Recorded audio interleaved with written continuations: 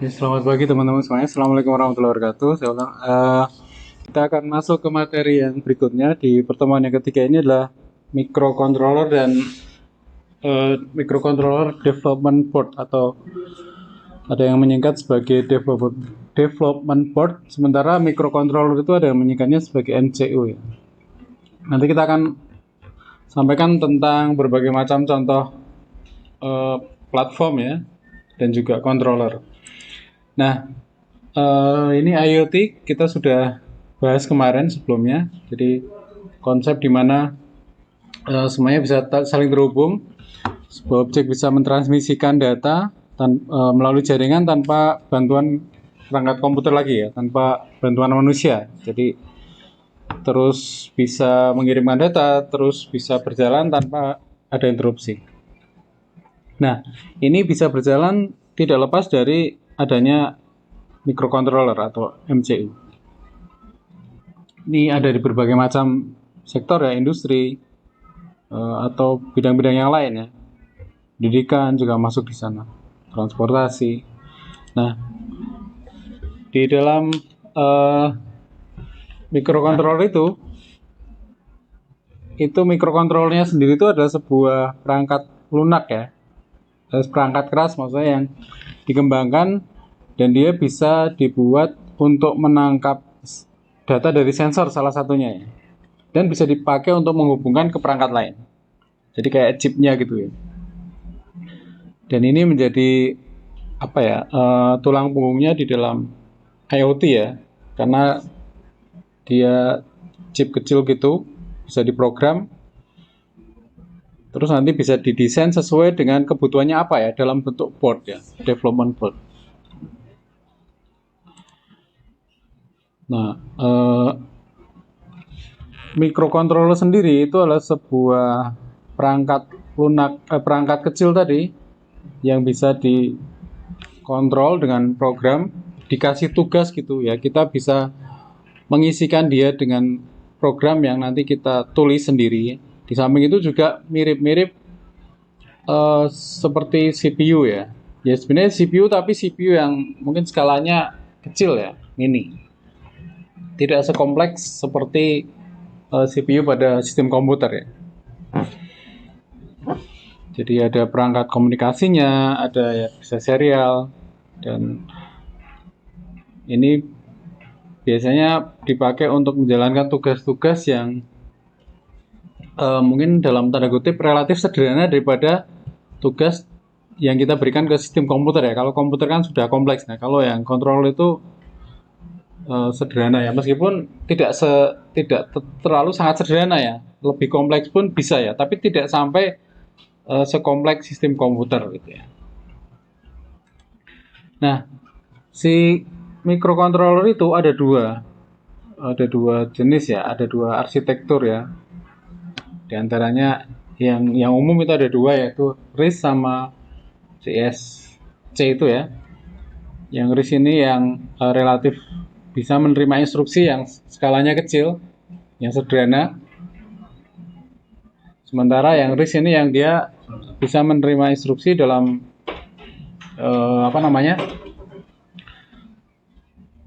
cara yang lebih kompleks. Nah, ini biasanya dipakai untuk tugas-tugas yang lebih berat. Nah, kita bisa menggunakan yang tipenya yang CISC. Nah, kalau dilihat dari bitnya, seperti hanya sistem komputer ya, misalkan sekarang komputer ada yang 32 bit, ada 64 bit. Nah, kalau di controller itu di bawah itu. Di microcontroller itu bitnya ya 8 bit, 16 bit, 32 bit ya. Jadi mirip dengan komputer zaman dulu. Tapi itu sudah cukup untuk kita gunakan sebagai jantungnya dari alat yang mau kita pakai. Nah, ini contoh yang microcontroller. Jadi microcontroller itu banyak ya. Cuman tidak semua itu berkembang ya. Kayak misalkan prosesor tuh mungkin yang kita kenal ya, seperti prosesor tuh kayak Intel sama apa, AMD ya.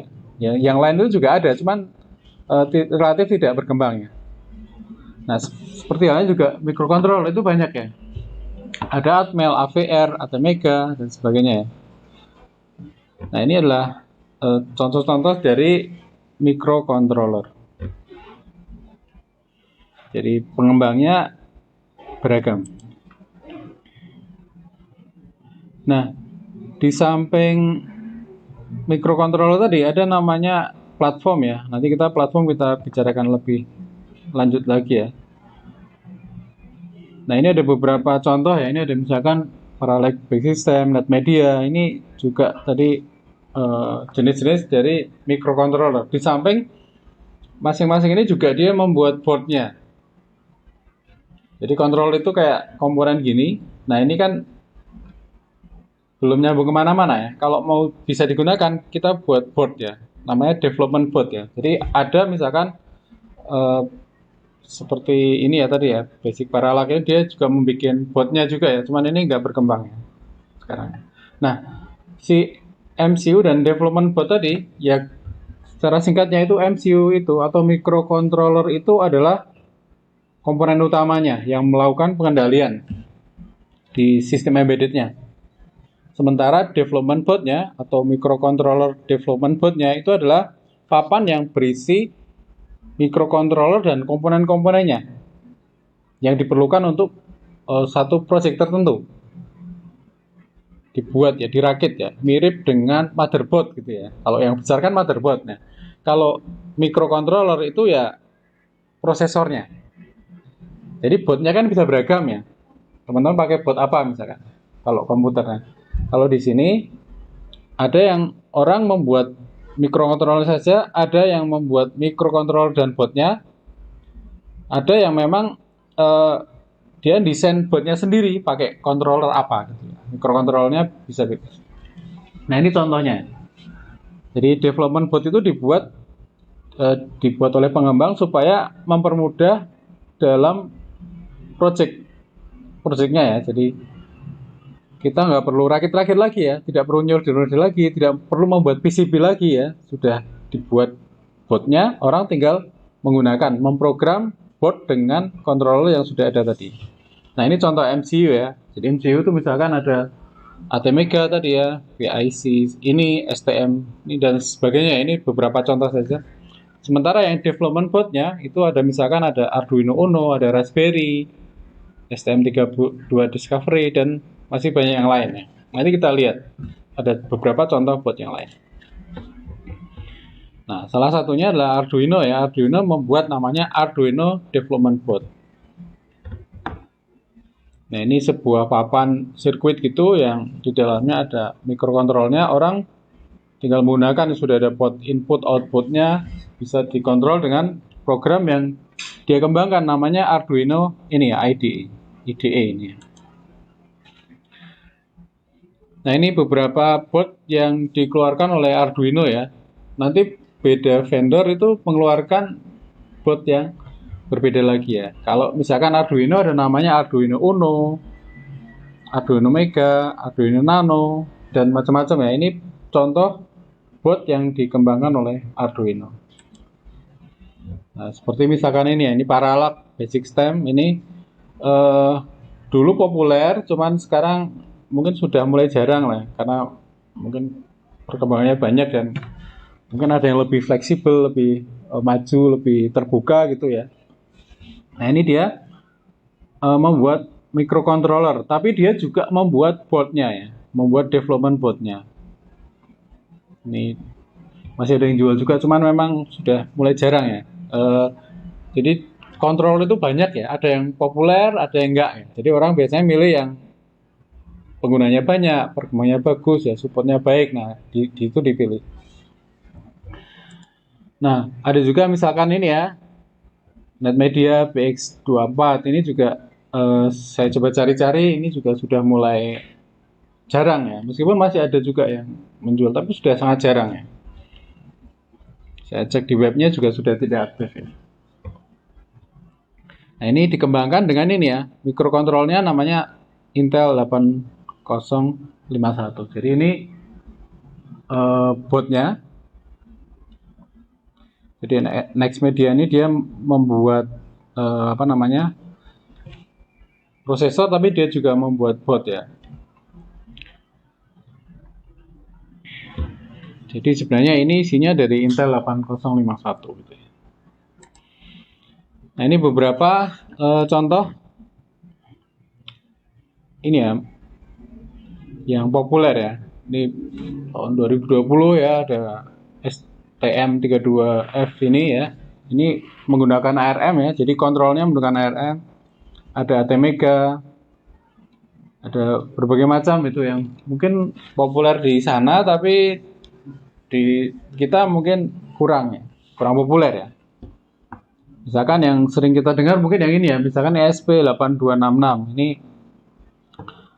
dia ada ini ya, jadi 80 MHz, ada wifi-nya, terus juga dia tipenya tadi RIS ya, RIS tadi yang sederhana ya, jadi rata-rata kontrol yang untuk project itu dia RIS ya, jadi bisa dipakai untuk melakukan instruksi yang sederhana, dan di samping itu lebih efisien, lebih ngirit, lebih murah gitu ya RIS. Ada juga misalkan ESP32 ya, ini contoh yang saya ambil beberapa saja yang cukup populer gitu ya, yang bahkan sampai sekarang itu masih banyak digunakan ya. Ini juga sama, ini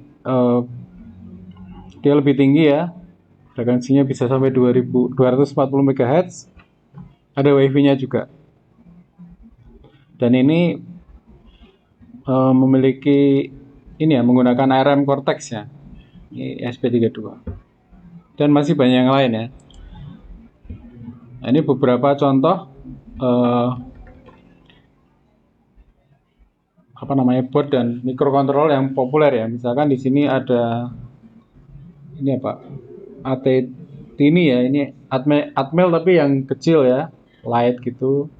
Ada MSP, ada yang STM tadi, STM32 ini, yang ini ATmega gitu ya. Jadi seperti IC ya, ya memang IC dan dia berfungsi sebagai controller. Oke ya, ini misalkan tadi yang ESP32 tadi, ini sudah dalam bentuk board gitu ya. Ada ESP8266 ini juga board, ada ATmega ini microcontrollernya.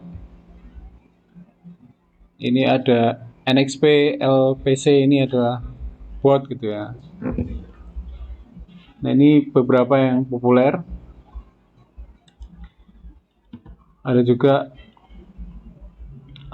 ini ya, grup board Giant ya. Ini saya populer menurut data di sini ya. Ini tahun 2021, cuman memang di sini kurang begitu populer ya. Nah, seperti Arduino ini ya cukup populer juga Arduino. Ada Fruit ini mirip dengan ESP8266 tadi, tapi memang vendornya beda. Ada Node MCU.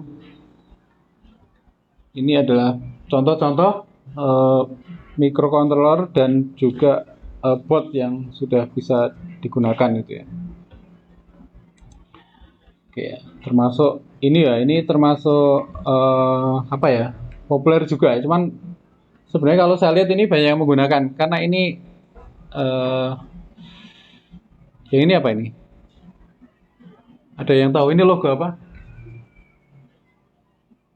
Ini ada logonya Raspberry ya, Raspberry Pi ya. Nah, kalau yang ini adalah Raspberry Pi Pico ya. Jadi Raspberry Pi itu biasanya besar, nah dia membuat yang versi kecil gitu ya. Dikasih namanya Raspberry Pi Pico.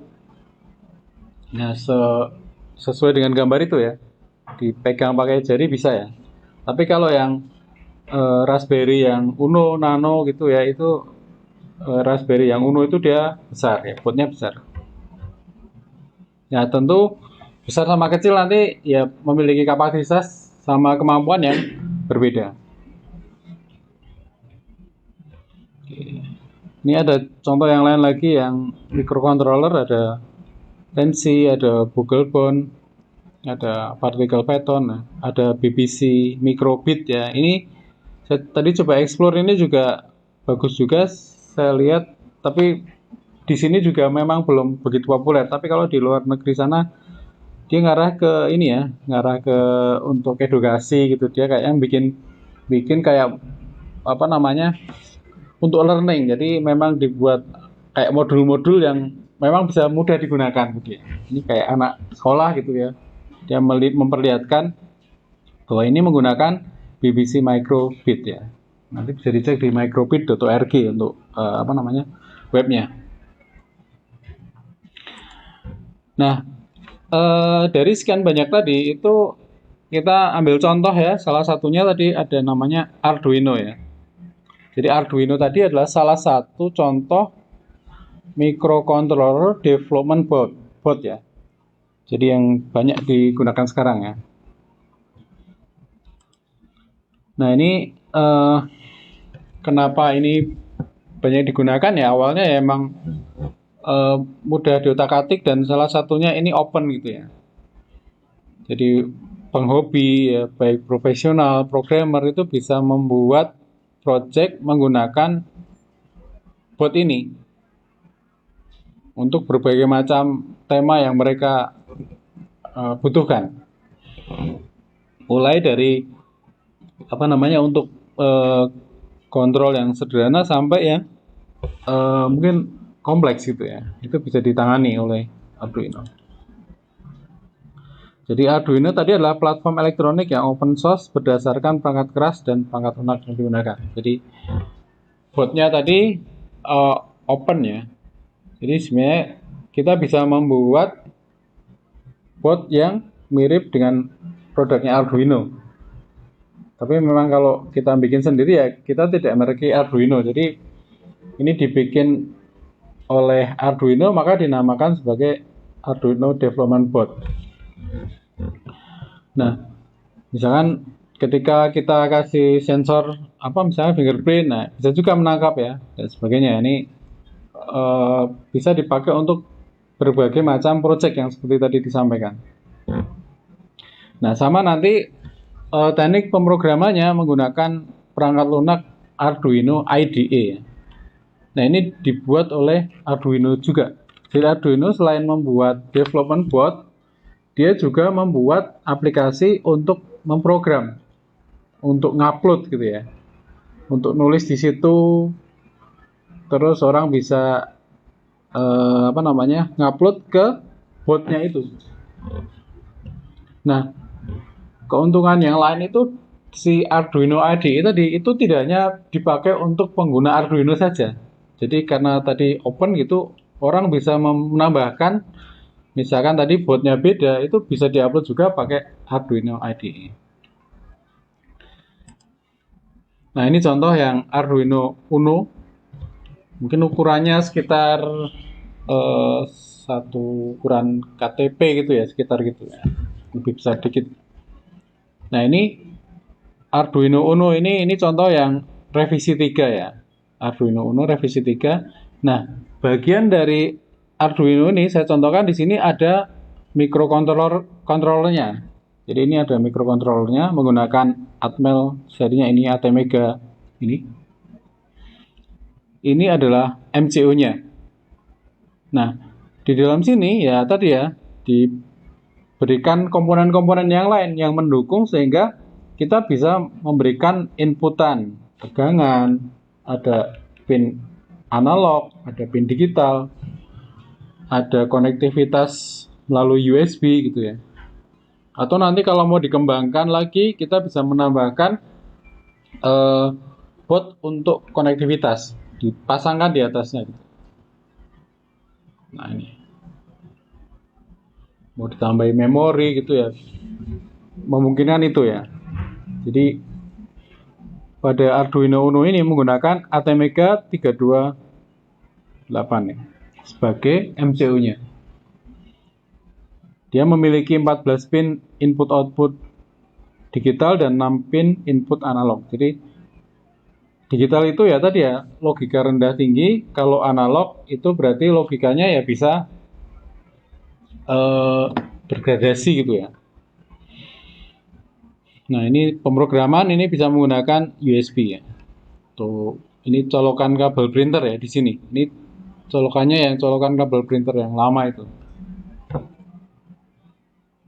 Ini yang Arduino Uno. Nah Arduino ada yang lebih kecil lagi. Ini yang generasi awal gitu ya. Terus dia membuat yang versi yang baru, yang lain.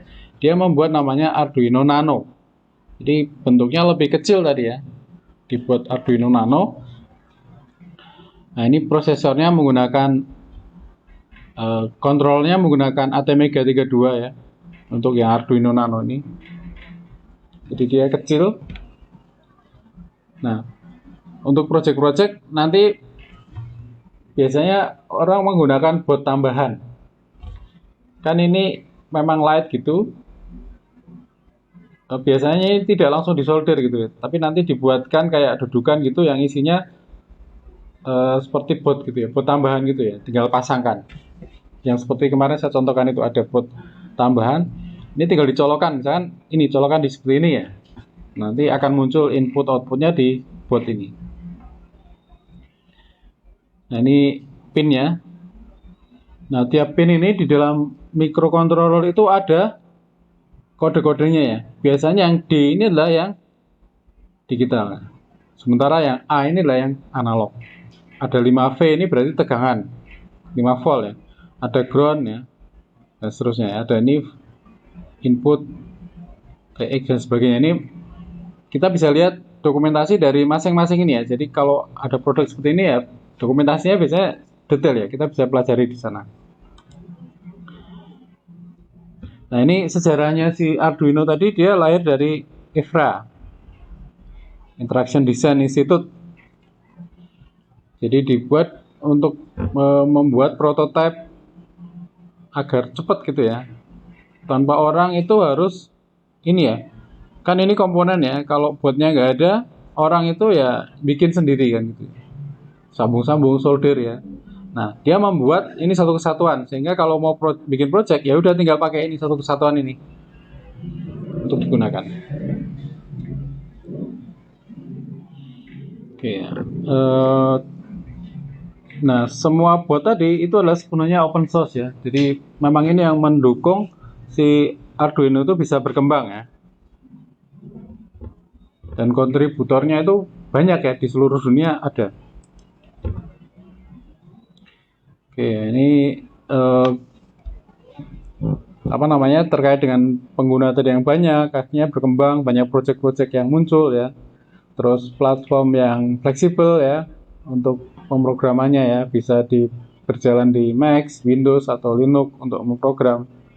Sama yang menjadi keuntungan lain ya, biayanya rendah ya, kecil ya. Desainnya juga kompleks gitu. Dan bisa diutak-atik sendiri ya. Ini Arduino. Ini tadi beberapa keuntungan yang murah, cross platform. Tadi ya orang bisa mengembangkannya. Jadi udah mikir di coding sama di layout saja. Nanti konektivitasnya udah tinggal menggunakan Arduino IDE untuk ngupload ke sana. Oke. Nah, ini gambaran singkatnya ya bagaimana cara menggunakannya ya. Jadi si Arduino IDE tadi untuk memprogram perlu namanya Arduino tadi untuk memprogram perlu namanya Arduino IDE. Ini bisa di-download secara gratis. Tadi ya mau pakai yang platform apa, misalnya di tempat saya pakai Windows ya, saya pakai Windows. Terus membuat coding atau membuat kit dulu ya. Arduino mau dihubungkan kemana untuk mengendalikan apa, butuh sensor apa, terus menjalankan coding. Nah, kalau sudah nanti diupload codingnya ke Arduino IDE lewat USB. Nah, prosesnya nanti bisa dilihat di monitor. Nah, ini ya contoh-contoh jenis dari Arduino. Ini saya ngambil yang tahun kemarin, tapi sepertinya sekarang ya sudah muncul yang versi baru ya. Biasanya muncul jenis-jenis baru ya. Jadi si Arduino tadi itu membuat board itu berdasarkan entry level ya, berdasarkan tingkat kebutuhan, tingkat kesulitannya ya. Ini ya contoh yang entry level, yang level-level biasa gitu ya, seperti ini. Arduino Uno tadi termasuk entry level, ada Leopard, ada Micro dan sebagainya. Ini Nano tadi yang entry level. Ada juga yang lebih tinggi ya, enhance gitu ya, enhance feature ya, dia lebih kompleks. Ada Arduino Nano 33 BLE, Zen dan sebagainya nih. Nanti saya bukakan di websitenya. Ada yang lain ini jenisnya.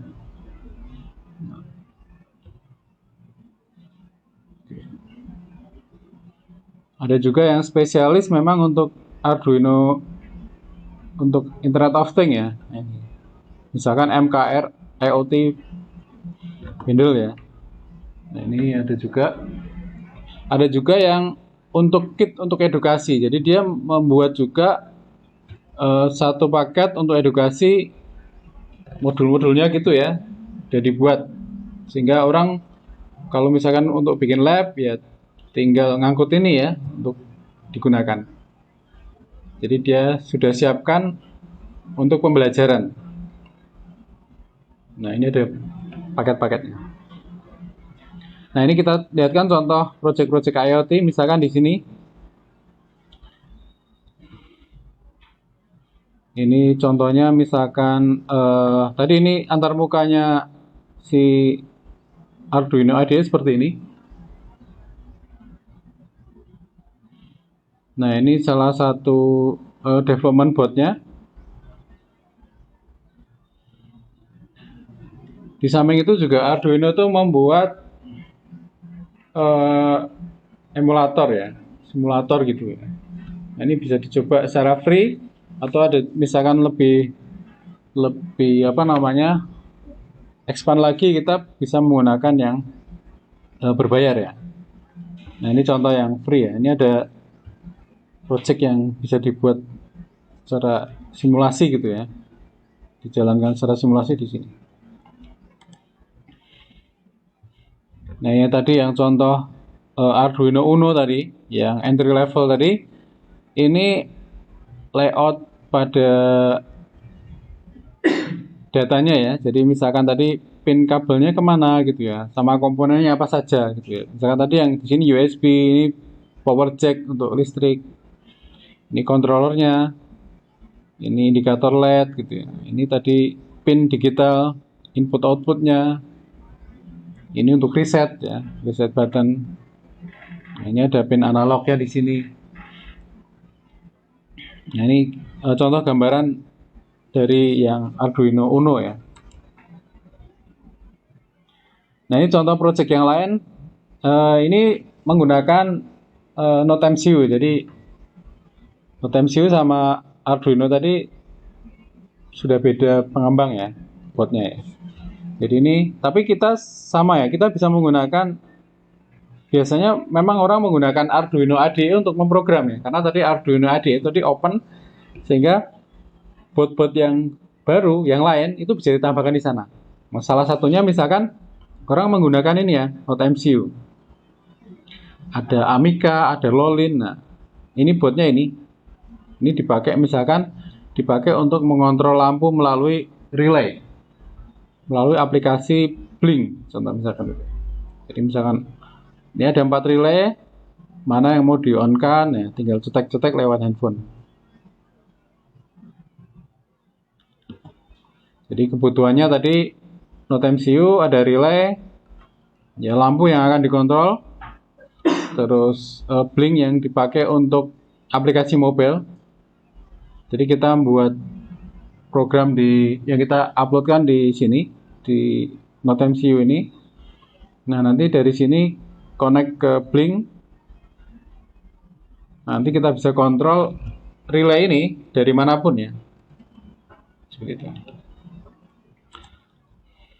Nah, yang saya ulang tadi ya, jadi Node MCU tadi berbeda dengan Arduino ya. Arduino tadi salah satunya ya.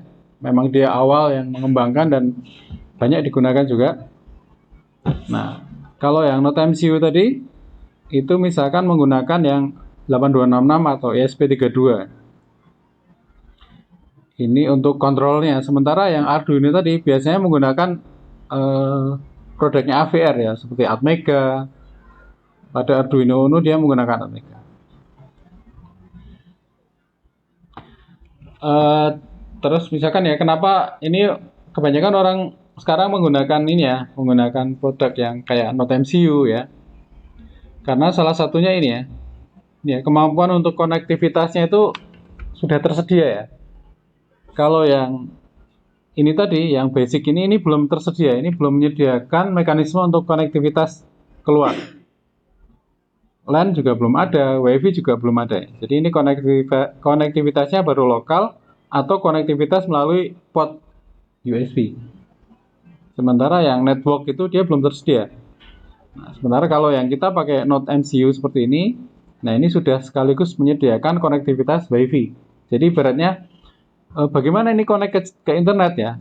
Nanti tinggal hidupkan WiFi-nya, diteteringkan ke sini misalkan. Atau kita konekkan ke WiFi yang ada di sini misalkan. Ketika program nanti kita setting, ini akan kalau ada WiFi dengan nama ini, passwordnya ini langsung connect gitu. Jadi bisa ditinggal. Jadi ini sama ini tuh letaknya bisa berjauhan, bisa dimanapun. Yang penting ini si Node MC itu ada jaringan WiFi, maka dia bisa terhubung ke internet. Ini handphone kita juga ada jaringan WiFi atau data, bisa terhubung ke internet ya. Maka ketika sudah sama-sama terhubung ke internet, nah ini bisa dikontrol. Oke. Terus tadi ya bahasa pemrograman tadi ya, ya sama ya, Node MCU sama Arduino tadi menggunakan bahasa C dan C++ ya.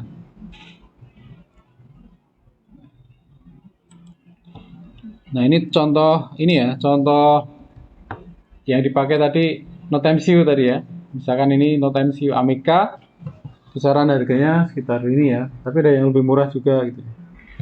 Ada juga yang Node MCU yang lain ya, ini yang Amiga, ini yang Lolin ya, Lolin lebih murah gitu.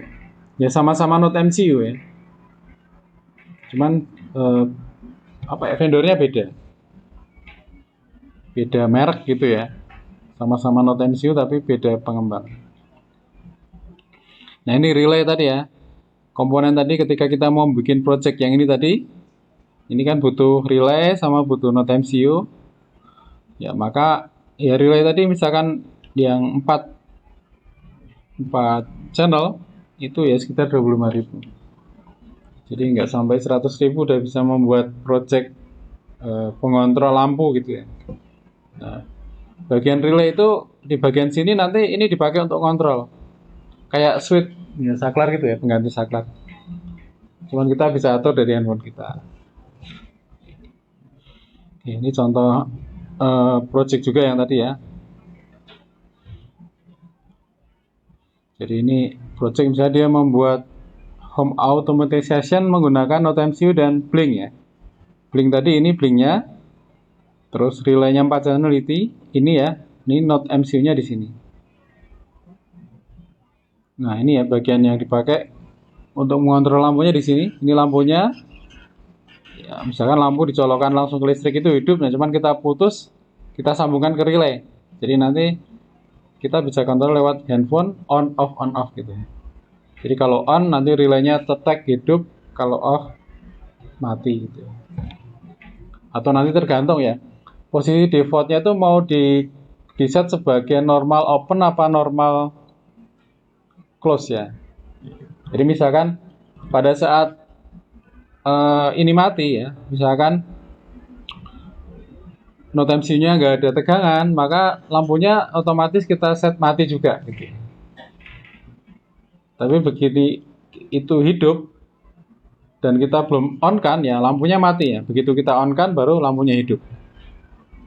Nah, nanti di relay ada namanya normal open sama normal close ya. Mana yang mau dipakai. Oke, ini contoh yang lain lagi, misalkan project IoT yang murah, misalkan menggunakan modul WiFi pada ISP8266. ISP ini, nah ISP ini dipakai untuk misalkan apa ya di sini, untuk mengontrol suhu atau mengontrol apa gitu ya.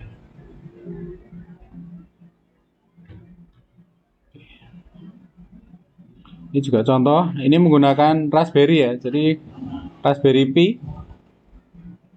Jadi ini jenis Raspberry Pi Pico ya. Jadi ini juga salah satu board, tadi belum saya singgung. Jadi udah ada logonya ya, Raspberry Pi Pico yang di dalam tadi, yang di atas tadi yang satu genggam gini. Yang dipakai untuk membuat membuka menutup apa namanya pintu garasi, rolling door gitu, tarik. Ini nanti bisa dicek linknya di sini projectnya. Nah, memang akan ada banyak pilihan ya ketika kita mau buat project IoT tadi ya. Ya, tapi ada beberapa pertimbangan yang bisa dipakai. Mau pakai yang mana gitu ya, berdasarkan apa ya? Ya, kinerja mungkin salah satunya ya.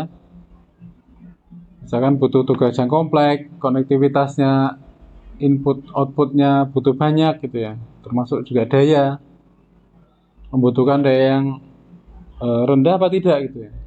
Atau dayanya terbatas apa tidak. Fitur ya, fiturnya tadi ya. Konektivitasnya apa gitu ya, butuh wifi atau bluetooth atau hanya kabel saja. Terus juga biaya, sama yang terakhir ini adalah komunitas. Ini juga penting ya, ketika kita mungkin ketemu perangkat yang baru, ya mungkin komunitasnya belum banyak ya. Kalau ketemu trouble-trouble itu kadang susah nyarinya. Di Google nggak ketemu gitu ya. Kalau misalkan teman-teman menggunakan program yang umum dipakai, kan ketemu masalah ini kita cari apa kadang udah ketemu gitu, udah ada yang menemukan masalah sebelumnya dan ketemu solusinya. Ini juga penting ya. Oke ya. Mungkin itu ya, ada yang mau ditanyakan sampai sini?